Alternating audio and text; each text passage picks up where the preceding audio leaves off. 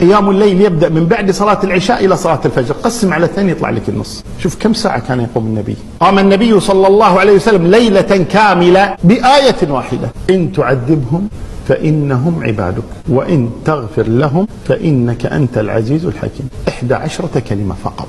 فلا يحتج أحد في ترك قيام الليل بحجة ما أحفظ كثيرا. آية واحدة قام بها الليلة كلها، يكررها، يعيدها، يتدبرها، يدعو، وهكذا. سفيان الثوري صلى العشاء ثم قام يصلي إلى أن أذن الفجر بسورة واحدة: ألهاكم التكاثر. من لا يحفظها؟ سورة واحدة يكررها، يتدبرها، يعيش معها. ابن عباس رضي الله عنهما قام بآية واحدة إلى الفجر: واتقوا يوما ترجعون فيه إلى الله ثم توفى كل نفس ما كسبت وهم لا يظلمون. فقط. المهم أن نعي ما نقول، أن نفهم ما نقول، لا مجرد سرد. ليس مهما كم تقرأ، لكن مهم جدا كيف تقرأ.